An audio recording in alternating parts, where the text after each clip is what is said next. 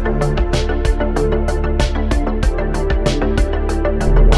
what's happening everyone? Michael here. Welcome back to another video, and in today's video, we are going to take a look at the all-new Beats Studio Buds Plus. The Beats Studio Buds Plus are the brand new earbuds made by Apple / Beats, mostly Beats, and they are a follow-up to the original Beats Studio Buds. They come in 3 new colors: black, ivory, and the transparent, which I think everybody has been wanting, so I picked it up. It retails for $170, but of course, in Apple fashion, eventually these will make their way onto the resale market with decent prices. So I will make sure to post the most relevant links in the description so you can get the most up-to-date price if you are interested in checking out this earbuds or any other earbuds for that matter.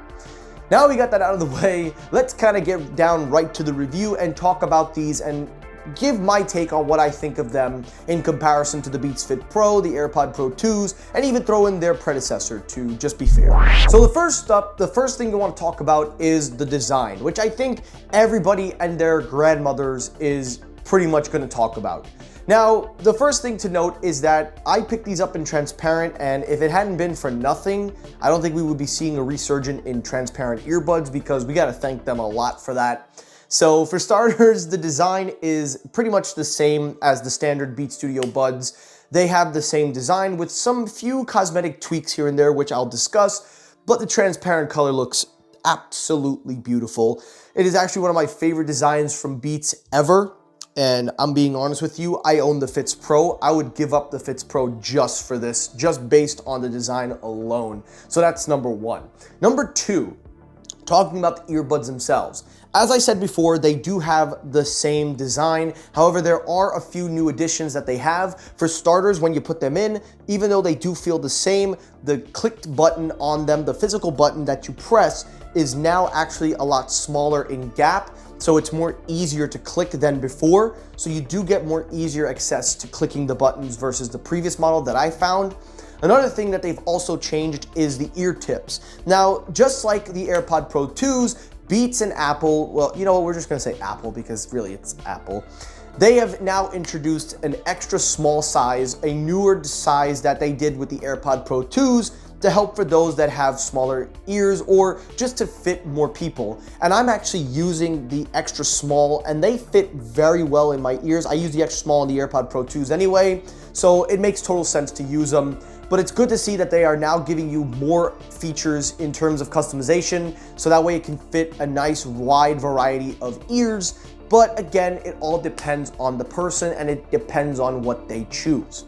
Now, when it comes to the actual buds themselves, they are ranging with 9 hours of battery life with ANC and transparency off. If you turn it on, you will get 6 hours. The charging case gets you around 30 hours. They are IP certified, so that means you can use them to work out. I've taken them to the sauna. They are sweat resistant. They do not have any of the H series chips, which we'll discuss later on.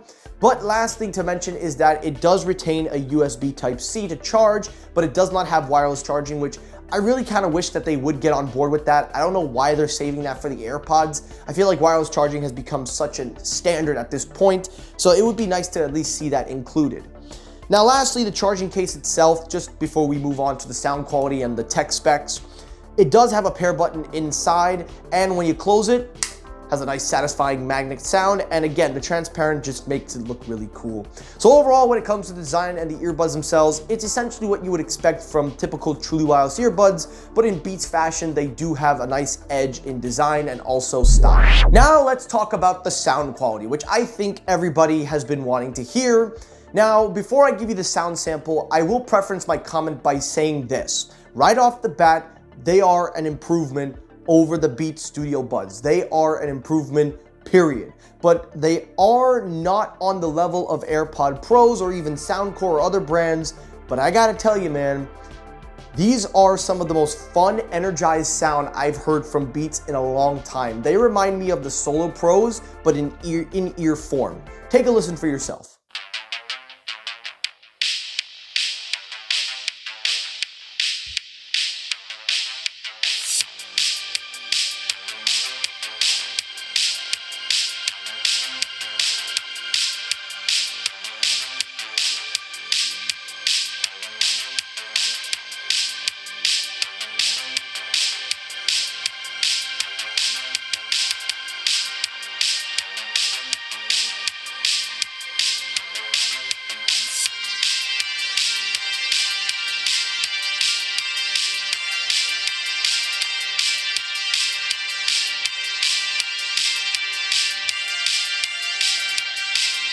So for starters, the tuning for these earbuds are again more emphasized in the high end. These are a lot better than the first previous gen Beats Studio Buds. They again do retain the Beats bass signature, which is basically nice and deep, but it's not oversaturated. It doesn't overpower everything. The mid end is nicely tapered in, but the high end gets a really big boost. It is a little slightly too high for my liking, and because it doesn't have any of the H series chips, you will not have that feature to go into audio accessibility to tweak the sound, but overall, it is still a great sound profile.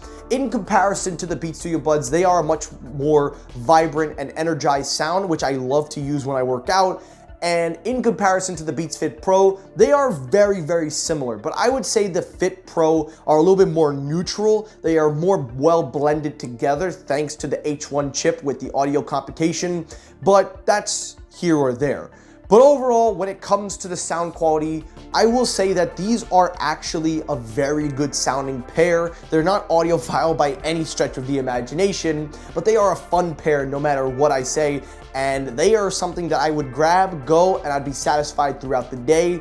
And they do have a very good soundstage overall. This is a microphone sample of the Beats Studio Buds Plus. This is what they sound like in a noise-free environment. I will say I've had a chance to listen back to the sample, and they sound very good, especially with the level of microphones inside of the earbuds.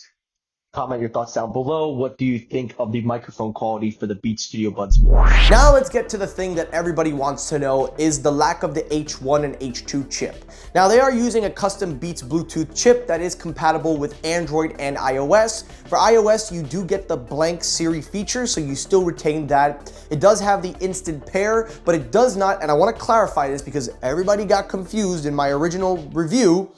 These do not have the active connect like the H1 chip. What they do have is the iCloud pairing. It will pair across the board to your iCloud account, but it will not be actively paired. So if you switch right away from one device to the other, it will not do that.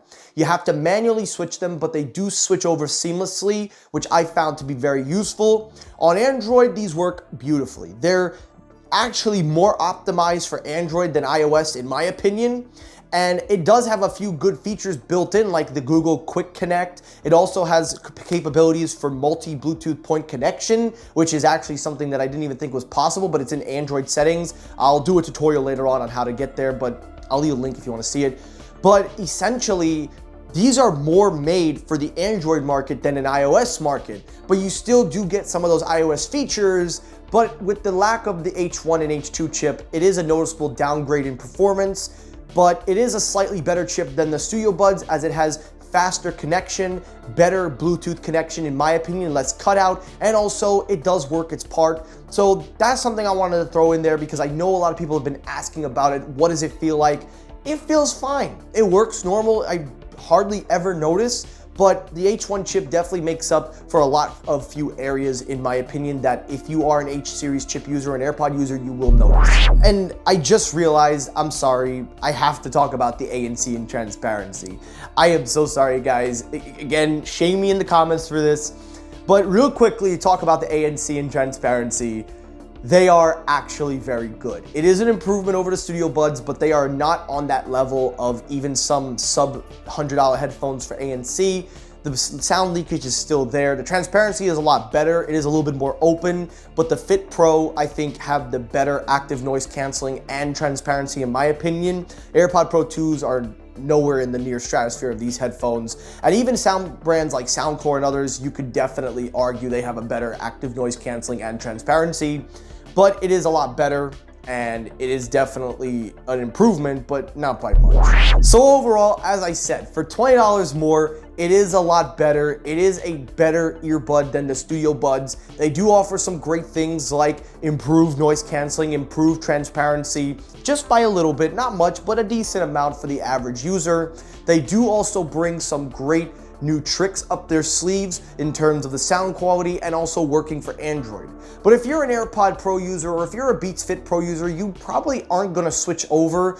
I would argue the Fit Pro is the better earbud for the flexible wingtip for more in-ear seal, also better for working out, and also the addition of the H1 chip, I would argue, makes it better. But these are $20 less, they are cheaper than AirPods Pro, And I could make the argument for anyone just looking for basic earbuds and want to be in the Apple ecosystem. There are obviously better buds out there for this price. I again said the Liberty 4. I would argue also even in Apple's own lineup, the Beats Fit Pro. I would also make the argument that even some mid-range earbuds like Samsung Galaxy Buds, but if they ever open that up to iOS, then that's a different story. But overall, these are a huge improvement over the original Studio Buds, and I highly recommend them for anyone looking to upgrade your Studio Buds, or if you're actually just looking to stay within the Beats family. And if you have an Android, it's gonna work even better, so you're getting the best of both worlds no matter what. And that's it for today's episode, and that's it for the review. Again, apologies about that confusion.